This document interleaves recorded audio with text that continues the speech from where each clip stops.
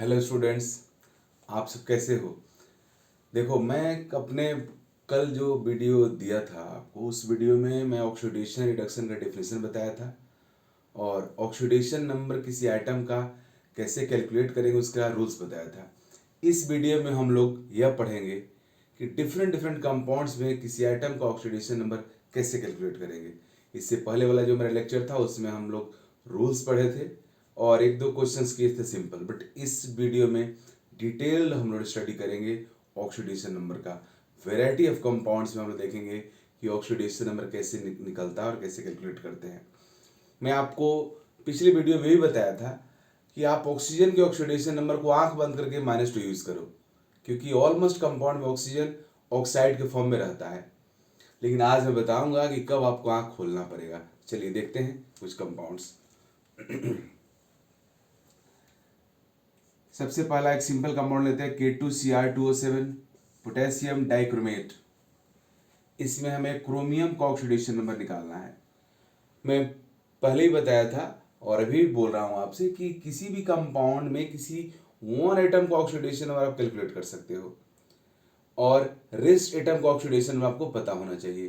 तो इसमें भी पोटेशियम ग्रुप 1 का मेटल है तो उसका +1 होता है एंड ऑक्सीजन का ऑक्सीडेशन नंबर भी हम सबको पता है, इसलिए हम लोग क्रोमियम का ऑक्सीडेशन नंबर यहाँ पे निकाल सकते हैं। तो चलिए निकालते हैं। ऐसे क्रोमियम का ऑक्सीडेशन नंबर मान लेते हैं X। Let oxidation number of Cr is X। अब इसको रूल के अकॉर्डिंग पोटेशियम है, पोटेशियम का ऑक्सीडेशन और +1, 2 पोटेशियम तो 2 इंटू +1 प्लस क्रोमियम का ऑक्सीडेशन नंबर X, 2 क्रोमियम है तो 2X। ऑक्सीजन का ऑक्सीडेशन नंबर -2, 7 ऑक्सीजन है 7 इंटू -2। सबका sum 0 because molecule has no net charge, molecule is neutral, compound neutral है, इसलिए उसके सभी एटम्स के ऑक्सीडेशन नंबर का सम 0 हो गया। अब इससे हम लोग कैलकुलेट करेंगे 2x is equal to 2x - 12 is equal to 0, तो 2x इज इक्वल टू 12, तो x is equal to +6।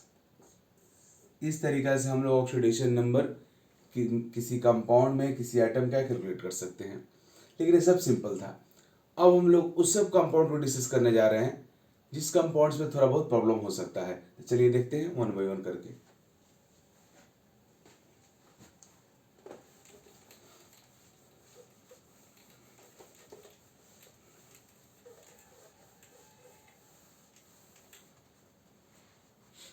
First of all H2SO5,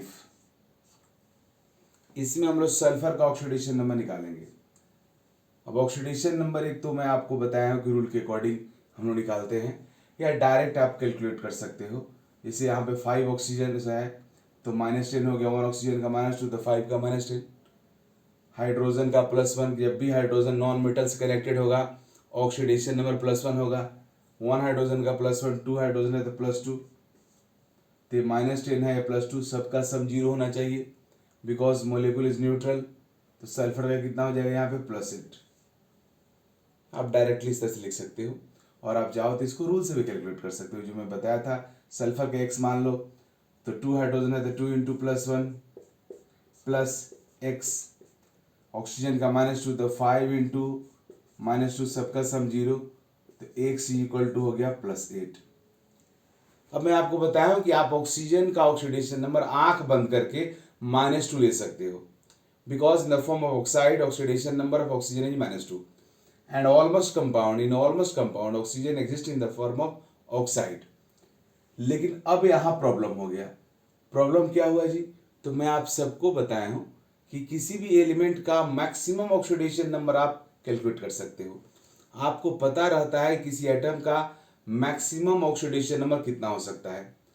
किसी भी एटम का मैक्सिमम ऑक्सीडेशन नंबर उसके वैलेंस इलेक्ट्रॉन के इक्वल हो सकता है। तो चलिए देखिए, सल्फर का वैलेंस इलेक्ट्रॉन कितना होता है। सल्फर ग्रुप 16 का एलिमेंट है। ग्रुप 16 वाले एलिमेंट्स का वैलेंस इलेक्ट्रॉन 6 होता है, इसलिए सल्फर का मैक्सिमम ऑक्सीडेशन नंबर +6 होगा। जबकि हमारे रूल से क्या आया है जी? +8 आया है। इसका मीनिंग हुआ कि रूल से जो आया ऑक्सीडेशन नंबर वो रॉन्ग है। हमारे मैक्सिमम परमिसेबल वैल्यू से ज़्यादा हो गया। किसी भी एटम का मैक्सिमम ऑक्सीडेशन नंबर उसके वैलेंस इलेक्ट्रॉन से ज़्यादा नहीं हो सकता है। यही वजह है कि इस कंपाउंड में जो हम लोगों ने ऑक्सीडेशन नंबर कैलकुलेट किया वो रॉन्ग है। अबे रॉन्ग क्यों हुआ? अबे रॉन्ग हो गया तो हमें आँख खोलना पड़ेगा। मैं बोला हूँ कि आप ऑक्सीजन का हमेशा आँख बंद करके -2 यूज़ कर सकते हो, बट जब प्रॉब्लम होगा तो आपको आँख खोलना पड़ेगा। तो प्रॉब्लम यही होगा। प्रॉब्लम यह होगा कि अगर किसी कंपाउंड में ऑक्सीजन का ऑक्सीडेशन नंबर -2 लेने से जिसका ऑक्सीडेशन नंबर कैलकुलेट कर रहे हो, अगर वह उसके मैक्सिमम परमिसेबल वैल्यू से अगर ज़्यादा हो गया, इसका मीनिंग यह हुआ कि उस कंपाउंड में सभी ऑक्सीजन ऑक्साइड के फॉर्म में नहीं है। अब आपको आँख खोल के इस कंपाउंड के स्ट्रक्चर को देखना होगा। अब इस कंपाउंड के स्ट्रक्चर को देखने जा रहे हैं। इस कंपाउंड के स्ट्रक्चर को देखो।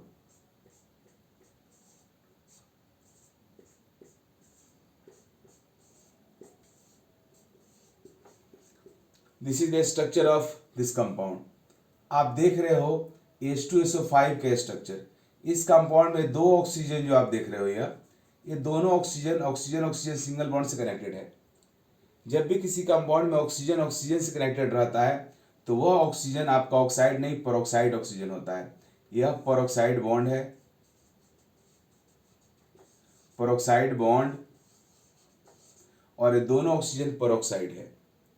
तो इस H2SO5 में टोटल 5 ऑक्सीजन है, but 3 oxygen are oxides and 2 oxygen are in the form of peroxides. 2 oxygen peroxide के फॉर्म में है और 3 ऑक्सीजन ऑक्साइड के फॉर्म में है। लेकिन आपने क्या किया, हम लोगों ने रूल के अकॉर्डिंग सबको ऑक्साइड मान लिया, जिसकी वजह से हमें रॉन्ग आंसर आ गया। सल्फर का ऑक्सीडेशन नंबर रॉन्ग कैलकुलेट हो गया। अब हम राइट कैलकुलेट करेंगे, तो फिर से कैलकुलेट करते हैं। सल्फर का ऑक्सीडेशन नंबर x मान लिया, तो x प्लस हाइड्रोजन कितना है, 2 है। हाइड्रोजन का ऑक्सीडेशन नंबर +1 होता है, तो 2 × +1। अब 3 ऑक्सीजन ऑक्साइड है, तो ऑक्साइड के फॉर्म में ऑक्सीजन का ऑक्सीडेशन नंबर -2 होगा, तो 3 × -2 प्लस 2 ऑक्सीजन पेरोक्साइड है। पेरोक्साइड के फॉर्म में ऑक्सीजन का ऑक्सीडेशन नंबर -1 होता है, तो 2 × -1, और सबका सम 0 होगा बिकॉज मोलिक्यूल इज न्यूट्रल। तो आप जेड करो, -+2 कैंसिल हो गया, और x = क्या हो गया, +6। This is right oxidation number of sulphur in this compound. अब इस कंपाउंड का ऑक्सीडेशन नंबर, कंपाउंड में सल्फर का ऑक्सीडेशन +6 हुआ, एक करेक्ट है। तो ये रॉन्ग क्यों हुआ था? क्योंकि आपने सभी ऑक्सीजन को ऑक्साइड मान लिया था, लेकिन एक्चुअल में यहाँ पे 3 ऑक्साइड है और 2 पेरोक्साइड है। इसलिए इसी तरह से कहीं भी अगर आप ऑक्सीजन को -2 मानते हो ऑक्सीडेशन नंबर, और उसके बेसिस पे आप ऑक्सीडेशन नंबर कैलकुलेट करते हो, कैलकुलेटेड ऑक्सीडेशन नंबर अगर परमिसेबल वैल्यू से ज़्यादा आ गया, इसका मीनिंग हुआ कि उस कंपाउंड में सभी ऑक्सीजन ऑक्साइड के फॉर्म में नहीं है, कुछ ऑक्सीजन पेरोक्साइड के फॉर्म में भी है। अब कितने ऑक्सीजन पेरोक्साइड के फॉर्म में है जानने के लिए आपको उस कंपाउंड का स्ट्रक्चर जानना होगा, और स्ट्रक्चर के बेसिस पे आप ऑक्सीडेशन नंबर एग्जैक्ट कैलकुलेट कर सकते हो। लेकिन प्रॉब्लम यह है कि किसी कंपाउंड में किसी एटम के ऑक्सीडेशन नंबर कैलकुलेट करने के लिए उसके स्ट्रक्चर का नोन होना है, तो डिफिकल्ट जॉब हो गया। हर कंपाउंड के स्ट्रक्चर को आप याद नहीं रख सकते हो, या हो सकता है आपको पता ना हो, तो कैसे निकालेंगे? तो इसका शॉर्टकट फॉर्मूला, इसका ट्रिक है। इसका ट्रिक यह है कि किसी भी कंपाउंड में अगर किसी एटम का ऑक्सीडेशन नंबर रूल के अकॉर्डिंग उसके मैक्सिमम परमिसेबल वैल्यू से अगर ज्यादा आ रहा है, इसका मीनिंग हुआ कि उस कंपाउंड में उस एटम का ऑक्सीडेशन नंबर उसका मैक्सिमम वैल्यू ही होगा। दैट मीन्स मैं यह बोल रहा हूं कि जैसे इस कंपाउंड में सल्फर का ऑक्सीडेशन नंबर आपने रूल के अकॉर्डिंग निकाला, ऑक्सीजन को ऑक्साइड मान के, तो +8 आ गया मीन्स, और सल्फर का जो मैक्सिमम परमिसेबल वैल्यू है उससे ज़्यादा आ गया। सल्फर के मैक्सिमम परमिसेबल वैल्यू से ज़्यादा आने का मीनिंग हुआ कि इस कंपाउंड में H2SO5, इस कंपाउंड में सल्फर का ऑक्सीडेशन नंबर +6 ही होगा, क्योंकि सल्फर का मैक्सिमम वैल्यू क्या है, +6, तो +6 होगा। मतलब बिना स्ट्रक्चर जाने, तो मैं आपको +6 कैसे हुआ वो तो स्ट्रक्चर बताकर आपको समझा दिया, लेकिन without knowing structure, you can also calculate right oxidation number of an atom in a compound. On the basis of this trick, ये ट्रिक यह है कि अगर किसी कंपाउंड में किसी एटम का ऑक्सीडेशन नंबर आपने रूल से निकाला और वह उसके मैक्सिमम परमिसिबल वैल्यू से अगर ज़्यादा हो गया, तो उस कंपाउंड में उस एटम का ऑक्सीडेशन नंबर डेफिनेटली क्या होगा, उसका मैक्सिमम परमिसिबल वैल्यू के इक्वल होगा। जैसे यहाँ पे आप +8 आ गया, जो +6 से ज़्यादा है, इसलिए कंफर्म है कि इस कंपाउंड में सल्फर का ऑक्सीडेशन नंबर +6 ही होगा। और वो +6 कैसे हुआ, वो स्ट्रक्चर से मैं आपको बता दिया। इसी पेरोक्साइड की वजह से इस कंपाउंड का नेम होता है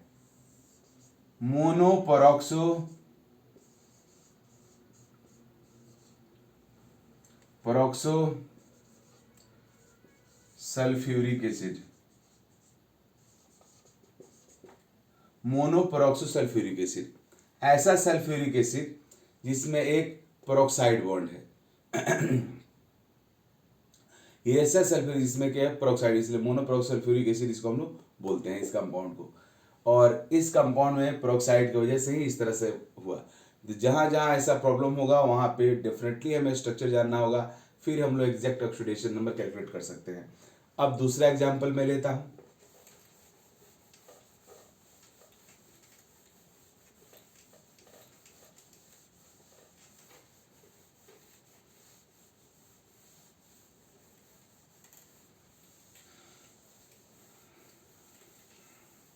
सेकेंड, H2S2O8 रूल से सल्फर यहाँ पे, ऑक्सीजन यहाँ पे 8 है, 1 ऑक्सीजन का -2 मानेंगे डायरेक्ट, तो -16, 2 हाइड्रोजन, हाइड्रोजन का +1 होगा तो +2। सल्फर का कितना बचा है, क्योंकि सबका नेट ऑक्सीडेशन नंबर 0 होना चाहिए, बिकॉज मोलिकुल इज न्यूट्रल। तो यहाँ -16, यहाँ +2, तो यहाँ पे क्या होगा +14, 2 सल्फर का +14, तो 1 सल्फर का +7। फिर यहाँ पे मैक्सिमम परमिसिबल वैल्यू से एक्सीड कर गया। रूल्स के अकॉर्डिंग हमारे सल्फर का ऑक्सीडेशन +7 आ गया, जबकि इसका मैक्सिमम वैल्यू +6 है। तो अभी मैं जो ट्रिक बताया उसके अकॉर्डिंग, अगर किसी कंपाउंड में किसी एटम का ऑक्सीडेशन नंबर उसके मैक्सिमम परमिसिबल वैल्यू से अगर ज़्यादा हो जाए, तो उस कंपाउंड में वह एटम अपने मैक्सिमम ऑक्सीडेशन स्टेट के फॉर्म में ही रहता है। इसलिए यहाँ पे सल्फर का ऑक्सीडेशन नंबर डेफिनेटली +6 होगा। डायरेक्ट मीन्स आप बिना स्ट्रक्चर जाने किसी कंपाउंड में किसी एटम का एग्जैक्ट ऑक्सीडेशन नंबर कैलकुलेट कर सकते हो। यह तरीका है। डायरेक्टली आपने लिख दिया +6 होगा, लेकिन अगर आप जानना चाहते हो कि +6 कैसे हुआ, तब तो आपको स्ट्रक्चर जानना होगा। आप आंसर डायरेक्ट कर सकते हो, बट वो आंसर ऐसा क्यों, कैसे हुआ, क्यों हुआ, then you have to know structure of molecule. चलिए इसे मॉलिक्यूल के स्ट्रक्चर को देखते हैं।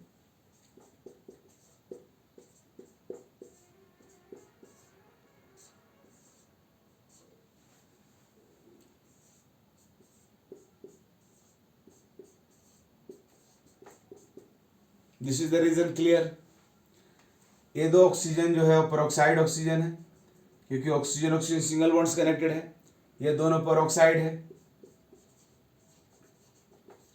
पेरोक्साइड। लेकिन हम लोगों ने क्या किया है, ऑल 8 ऑक्सीजन को ऑक्साइड मान लिया, इस वजह से हमारा आंसर एब्सर्ड आ गया, रॉन्ग आ गया। अब हम लोग राइट आंसर कर सकते हैं।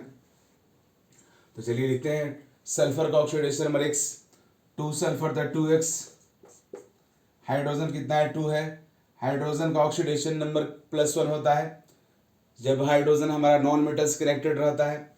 1 हाइड्रोजन +1, 2 हाइड्रोजन, 2 × +1 प्लस ऑक्सीजन कितने ऑक्साइड है, 3 ऑक्सीजन इसमें ऑक्साइड है, 3 यहाँ ऑक्साइड है, तो टोटल 6 ऑक्सीजन ऑक्साइड है, तो 6 × -2 प्लस पेरोक्साइड के फॉर्म में कितने ऑक्सीजन है, 2 है, तो 2 × -1, सबका sum 0 because molecule is neutral.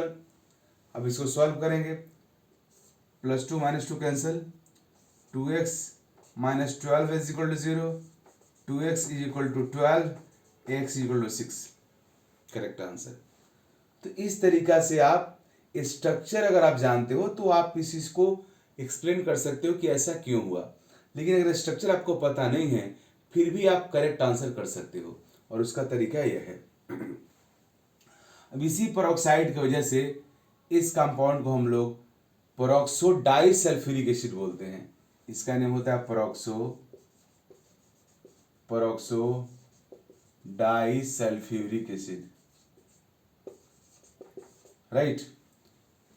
तो ये सब केसेस है जहां पे आप पेरोक्साइड बॉन्ड की वजह से, पेरोक्साइड ऑक्सीजन की वजह से ऑक्सीडेशन नंबर जब कैलकुलेट करते हो वो रॉन्ग आ जाता है। लेकिन फिर उसको डायरेक्ट राइट कैसे करो वो भी मैं बता दिया, और राइट आंसर कैसे आया वो भी मैं बताया। उसके लिए आपको स्ट्रक्चर जानने की जरूरत पड़ता है।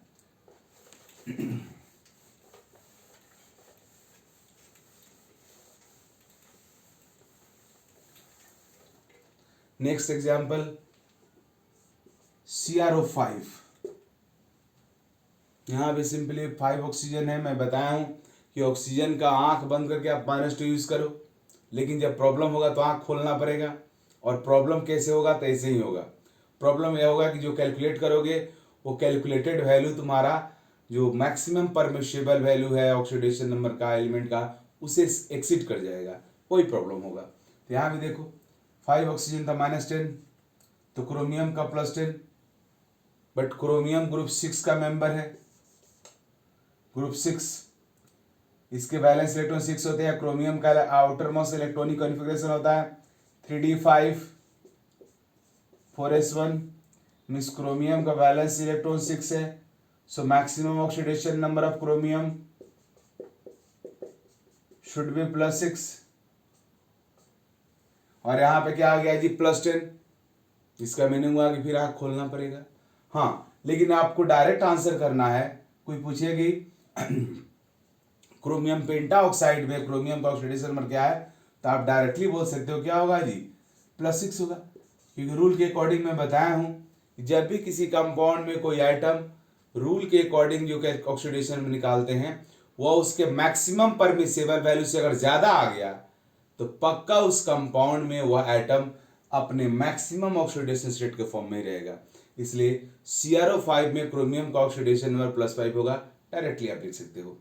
But if you want to know how, then you must know structure of this compound. चलिए देखते हैं इस कंपाउंड का स्ट्रक्चर कैसा रहता है।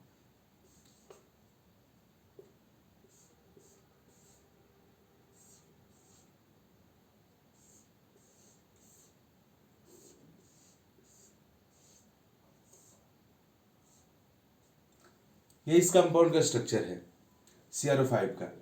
आपको देखने से लग रहा होगा बटरफ्लाई जैसा है, इसलिए इस स्ट्रक्चर को हम बटरफ्लाई स्ट्रक्चर बोलते हैं।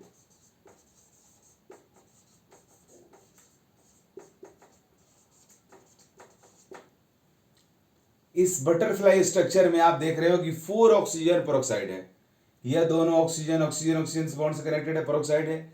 ये दोनों ऑक्सीजन भी ऑक्सीजन से सिंगल बॉन्ड से कनेक्टेड है, मींस पेरोक्साइड ऑक्सीजन है, और ऑक्साइड ऑक्सीजन 1 है।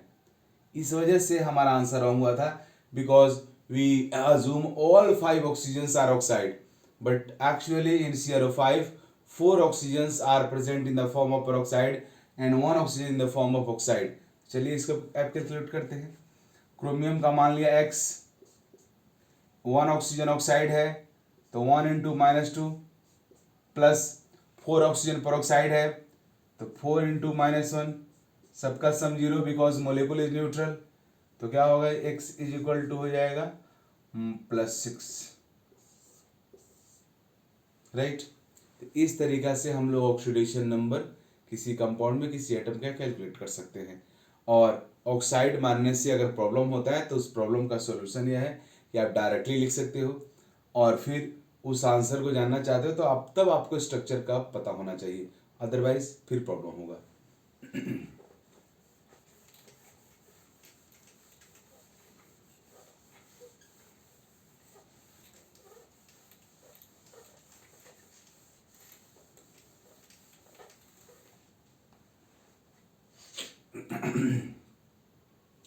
अब अगला एग्जाम्पल हम लेते हैं इसमें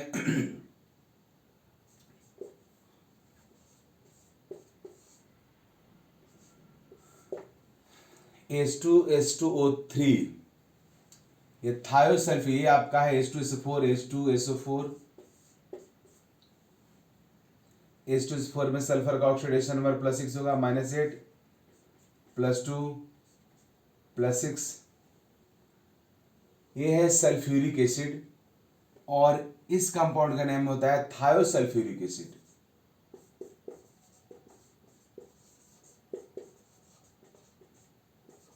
थायोसल्फ्यूरिक एसिड, इसमें सल्फर का ऑक्सीडेशन नंबर कैलकुलेट करने जा रहे हैं।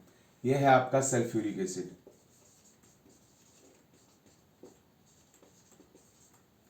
थायोसल्फ्यूरिक एसिड रूल के अकॉर्डिंग H2H2O3, 3 ऑक्सीजन -6, 2 हाइड्रोजन +2, तो सल्फर का कितना होगा +4, because sum of oxidation numbers of all atoms should be 0 because molecule is neutral.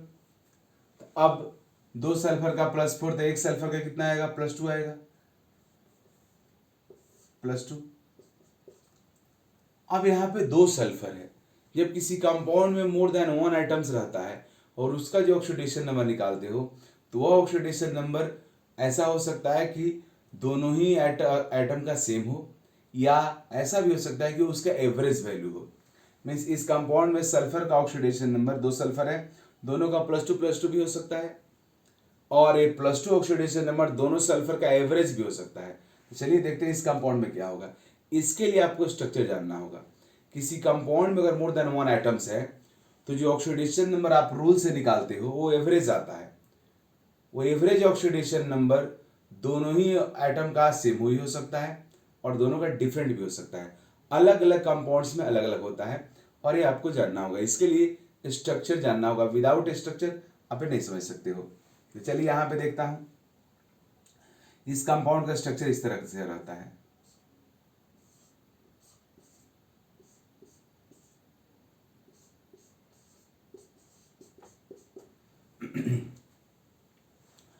अब ये तो क्लियर सी बात है कि दोनों सल्फर का ऑक्सीडेशन नंबर यहाँ पे सेम नहीं होगा। ये सल्फर ऑक्सीजन से कनेक्टेड है और यह सल्फर ओनली सल्फर से कनेक्टेड है, इसलिए ये +2 जो ऑक्सीडेशन नंबर आया है दोनों सल्फर का एवरेज होगा। अब यहाँ एक इंटरेस्टिंग पॉइंट यह है कि ये जो कंपाउंड बनता है सल्फ्यूरिक एसिड का स्ट्रक्चर यह है। This is the structure of sulphuric acid. इन दोनों में क्या फर्क है? तो सल्फ्यूरिक एसिड के 1 ऑक्सीजन के जगह पे सल्फर रख दिया गया है, तो बन गया यह कंपाउंड। इस सल्फ्यूरिक एसिड की इस ऑक्सीजन को हम लोगों ने सल्फर से रिप्लेस कर दिया, तब एक कंपाउंड बना। इसलिए इसका नाम है थायोसल्फ्यूरिक एसिड, क्योंकि ये जो सल्फर है वो एक्चुअल में ऑक्सीजन को रिप्लेस करके आया है। इसलिए इस सल्फर का जो कैरेक्टर होता है वो ऑक्सीजन जैसा ही होता है। जब भी किसी कंपाउंड में सल्फर ऑक्सीजन जैसा बिहेव करता है तो उस सल्फर को हम लोग थायोसल्फर बोलते हैं। यही वजह है कि यह सल्फर थायो हो गया, क्योंकि यह सल्फर है सल्फर बट ए बिहेवियर इसका एग्जैक्टली ऑक्सीजन जैसा होता है। इस वजह से इसको थायो बोलते हैं और इसी वजह से पूरे मोलिक्यूल का नाम हो गया थायोसल्फ्यूरिक एसिड। ऐसा सल्फ्यूरिक एसिड जिसके एक ऑक्सीजन सल्फर है, जिसके एक ऑक्सीजन की जगह पे सल्फर आ गया है, जिसका सल्फर ऑक्सीजन जैसा बिहेव करता है। यही वजह है कि ऑक्सीजन का ऑक्सीडेशन मतलब -2 होता है, आपको पता है ऑक्साइड के फॉर्म में, इसलिए इस सल्फर का ऑक्सीडेशन में -2 होता है। और ये जो सल्फर देख रहे हो, इस सल्फर का oxidation number as it is +6 होता है। इसका -2 हुआ, इसका +6 हुआ, दोनों का सम एवरेज कितना हो गया -2 + 6/2 एवरेज होगा तो कितना हो जाएगा 4/2 क्या हो गया 2 हो गया। तो जो 2 ऑक्सीडेशन नंबर आप यहाँ पे देख रहे हो वो दोनों सल्फर का नहीं है। एक सल्फर जो सेंट्रल सल्फर है जो ऑक्सीजन से कनेक्टेड है उसका +6 होगा सल्फ्यूरिक एसिड जैसा, और एक सल्फर जो ऑक्सीजन के जगह पे आया है उसका ऑक्सीडेशन नंबर -2 होता है ऑक्सीजन जैसा ही। और यह इस कंपाउंड का एक्चुअल स्ट्रक्चर है और यही एक्चुअल ऑक्सीडेशन नंबर है। इस थायोसल्फर का -2 और सेंट्रल सल्फर का +6 होता है। हालांकि कई जगह इसका उल्टा दिया हुआ है लेकिन वो सब गलत है, ये करेक्ट है। थायोसल्फ्यूरिक एसिड में यह सल्फर ऑक्सीजन जैसा बिहेव करता है, जिसकी वजह से इस सल्फर का ऑक्सीडेशन नंबर -2 होता है, और ये तो सेंट्रल सल्फर सल्फ्यूरिक एसिड जैसा ही है तो इसका +6 होगा। अब इसको रूल से निकालना होगा, तो मैं बता दिया कि ये सल्फर -2 जैसा है, ये सल्फर ऑक्सीजन जैसा है, तो इस सल्फर का -2 लोगे तब पक्का इस सल्फर का +6 हो जाएगा।